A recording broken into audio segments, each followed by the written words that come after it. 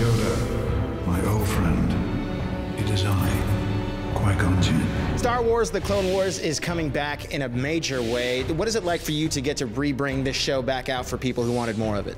It's tremendously exciting. I mean, I think that they've arrived at Netflix because of fan interest. Fans were very vocal about wanting these episodes, and they're going to get them. This is stretching it even for you, sir. Rex, you're beginning to sound like Obi-Wan. What's the coolest part for you about the love that the show has gotten and that people actually, they wanted more? And now they're going to get more. Yeah, it's awesome. I mean, it really speaks volumes about how many people the Clone Wars really communicated to and how much people really loved the Clone Wars. On a personal level, it's validating because it's nice to know you went to work and people really appreciate it. And that's what's so cool about Star Wars fans. And that's really one of the best parts of having a job working for Lucasfilm and creating Star Wars is the fans, because they make it so much fun. I have been waiting for you. I think it's fantastic that Disney had the foresight to finish these episodes, because not all of them were finished. They weren't ready to go. They were on their way, but they weren't entirely ready to go. Especially with the content. The animation in these episodes is far beyond what they were doing in season 5, which was beyond what they did in 4 and 3 and 2. So it continues the evolution of how great the show got. But I think what my favorite aspect of these episodes is that they're an integral and vital part of the mythology. And that's really what I think is the most important thing about if you're going to do Star Wars. It has to have that mythological core. It's got to be congruent with the rest of those movies. And it can't just be a retread.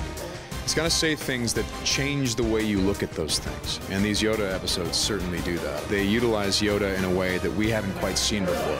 Impossible. Tell me what it's like for you, you know, getting to play Yoda and getting to reintroduce him back to the crowd that thought Clone Wars was over forever. It's weird, but in a really great way. I mean, I was a fan long before I was part of the family. So when I first was reading the scripts, I was like, no way. I'm like, no. I mean, because they really are terrific.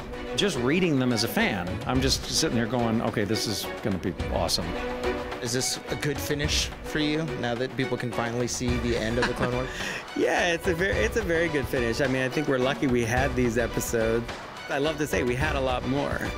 We had a heck of a lot more. We had a lot of art. We were in the middle of shooting a lot of things, and I think that we've left a very good Star Wars legacy that way. There are things about Clone Wars that the diehard fans can dig for and hopefully find out over the years. More of these things will surface.